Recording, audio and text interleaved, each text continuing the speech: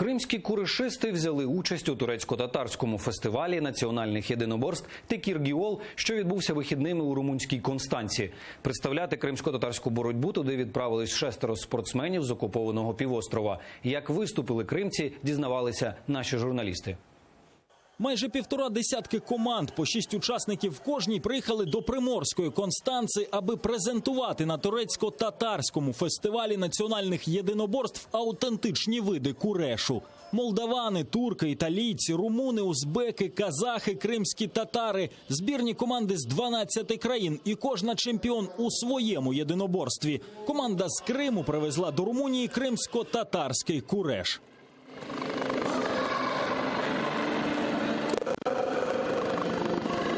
Під час фестивалю кожна з команд могла спробувати себе у різних видах боротьби. Спортсмени з півострова змагалися з командою з Туреччини УАБА Кореші, потягалися за пояси по правилах узбецького курешу та татарського корешу. Зізнаються, такі фестивалі для самих спортсменів – неоціненний досвід.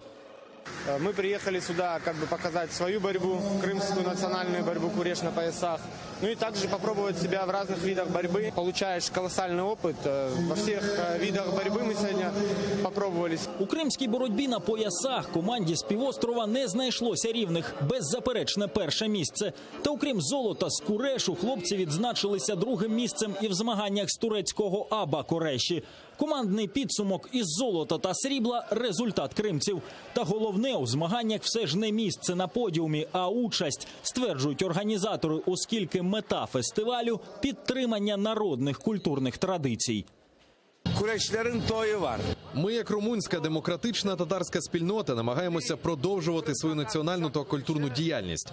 Ми дуже вдячні, що до фестивалю приєдналися кримські татари, оскільки збереження культурних традицій дуже важливе для усіх тюркських народів. Ми намагаємося завоювати місце нації у тюркському світі. Тому всі кримські татари з усього світу повинні бути разом.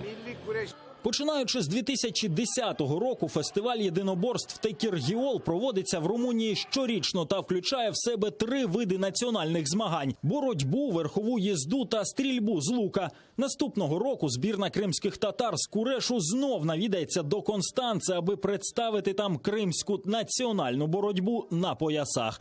Валерій Бакус, Іслам Пінка, Заман, АТР.